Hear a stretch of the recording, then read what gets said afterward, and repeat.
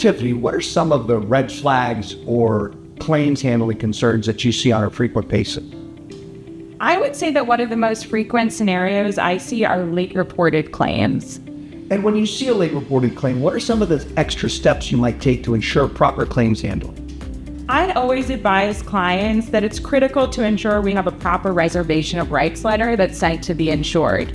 So with your reservation of rights letter, it's important that it cites to the relevant facts and policy language that's triggering the carrier to reserve its rights.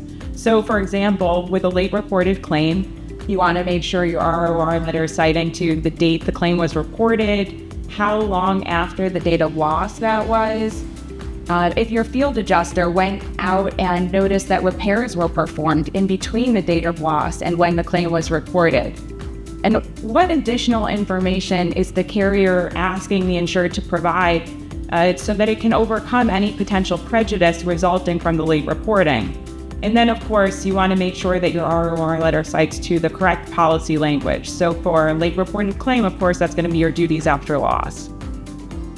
John, what is a red flag that you frequently see on a pre-suit claim? For me, a common red flag is when a claim is reported by a public adjuster or an attorney as opposed to the insured. And do you handle those kind of claims any differently?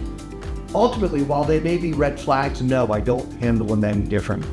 All claims, regardless of who reported them, need to be impartially, fairly, and thoroughly investigated.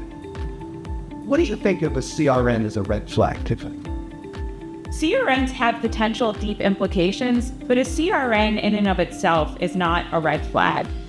When you get a CRN, you need to carefully analyze the allegations and determine whether any additional investigation is required in order to determine whether additional coverage is owed for a particular claim. If you had estimates of undisputed damage, you want to make sure that you get a payment out before the CRN expiration. Similarly, if there's additional information that you need from your insured in order to determine if additional money is owed, you want to make sure you get that reservation of rights letter, that request for information out to the insured right away, and request the information prior to the CRN expiration. John, what other common red flags do you see across your cases? Some other common red flags or a critical mistake that I see often is taking the claims investigation past the 90-day investigative deadline without a coverage decision or a letter from the carrier indicating that more time is needed and or why.